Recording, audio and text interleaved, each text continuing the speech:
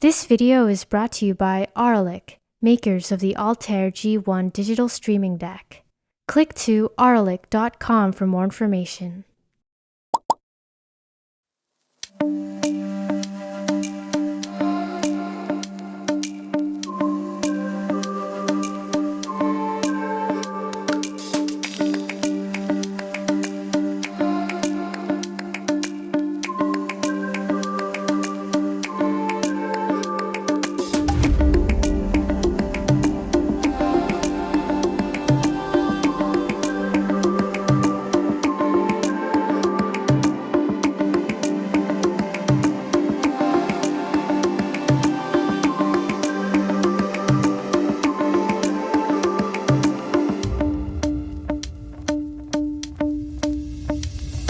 So this is the first in a series of 3 videos about entry-level DACs. And if you're watching for anything other than just entertainment, please wait until all 3 go live until you buy something. Now, my high-end audio system, Wilson TuneTots, GATO Amp 150, it needs a DAC. There's no DAC inside this amp. We need to add a DAC to the system to get digital audio flowing. And a DAC converts the digital signal that comes from streaming into analog that then can be amplified by the amplifier. It's also worth pointing out that DACs do significantly affect the sound of a high-end hi-fi system. And obviously, the more resolving it is, the more we hear the influence of upstream DACs. But DACs really don't matter to sound quality as much as the room, the speakers, or the amp. So you need to kind of get those sorted first, as I have here. Because if DACs didn't make a difference to a high-end audio system, we would be quite happy using the headphone out on a MacBook or a Windows laptop or a smartphone. And to me, feeding those kinds of analog outputs into this amp and the Wilson speakers, it sounds as weak as water. I do not enjoy it. So for example, I've reviewed this before. This is the Topping D10S USB DAC.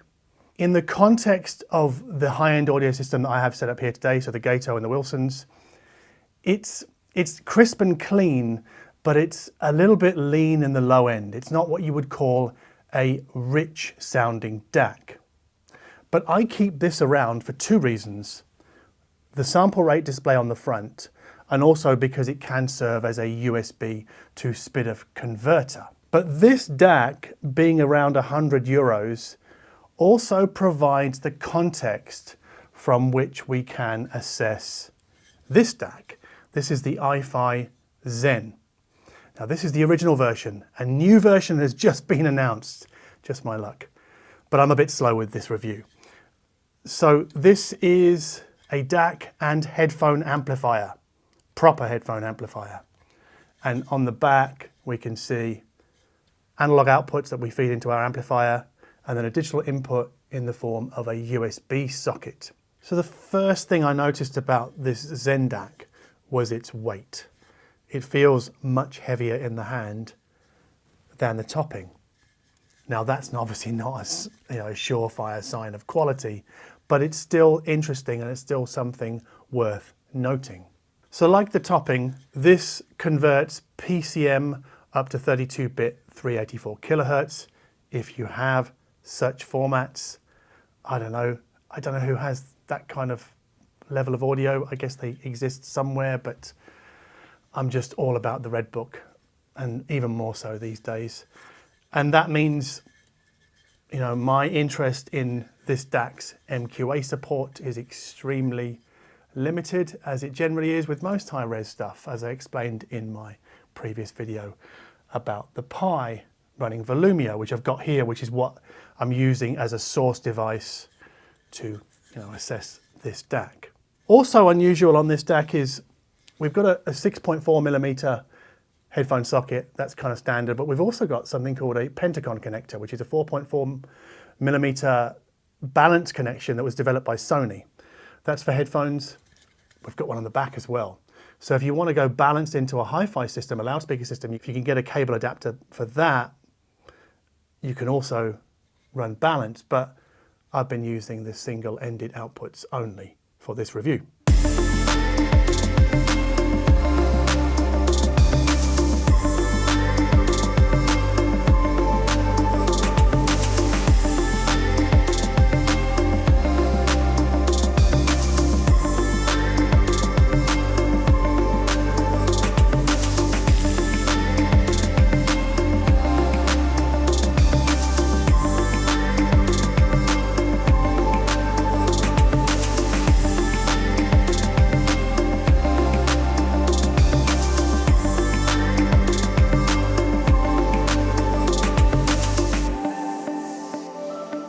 Before we get to talking about the ZEN DAC in a loudspeaker system, I just want to say a few words about its headphone capabilities.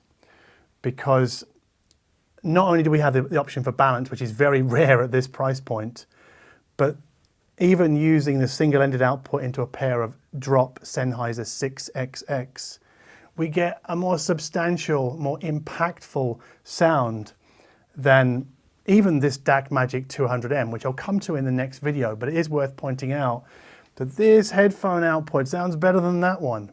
And yet this DAC headphone amp is significantly cheaper than this one. We also get something called Power Match, which is iFi's sort of fancy way of talking about different gain settings.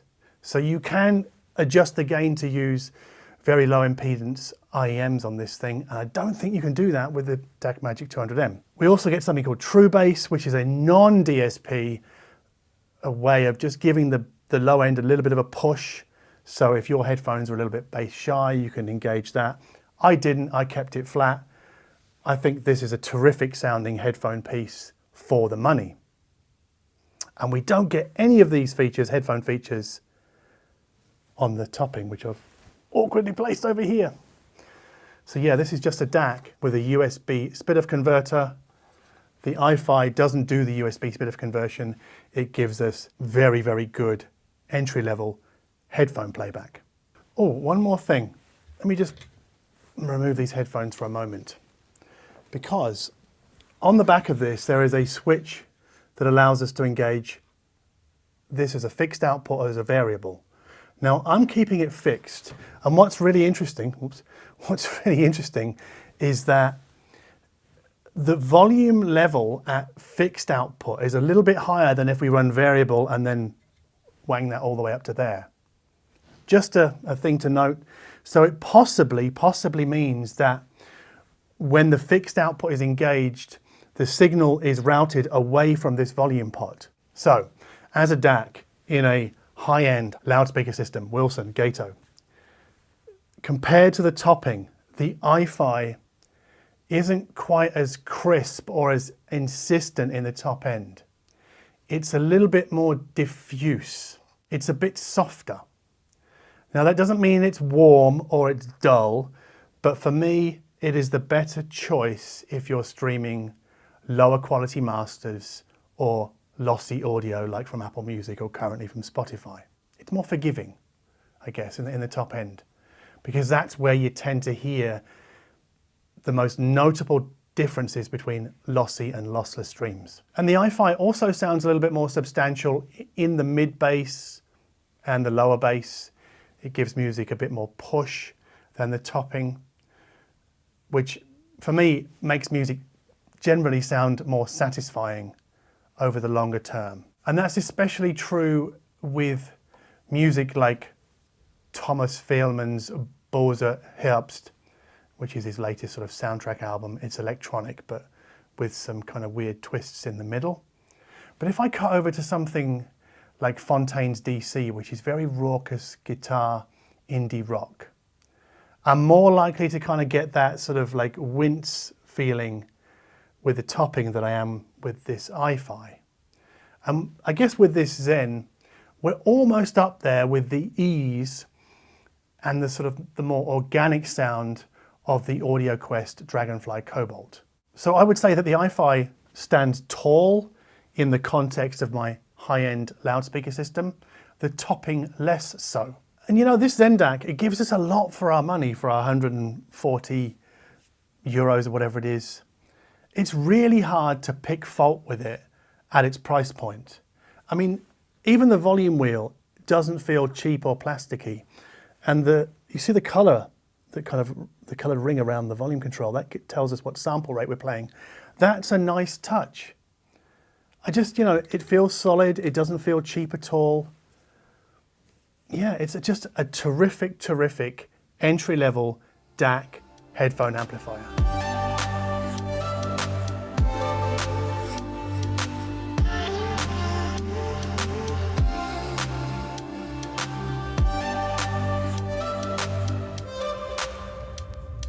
I'm not saying this is best. You can't know what's best. Best depends upon you, your music taste, your budget, the rest of your gear, your room. There are just so many different variables that feed into what is the best for you. But this, I think, would please a lot of people just starting out as a sort of first entry-level DAC. So if you like this video, please hit the like button down below. If you like my attitude towards high-end audio, in that I put entry-level DACs like this and this in a crazy expensive high-end audio system in order to better magnify the differences between the two. I mean, I probably wouldn't run either of these with this amp and my Wilson speakers normally, but I'd happily live with this one, not so much this one. But anyway, if you dig all of that, please subscribe to this channel. And as always, thank you ever so much for watching.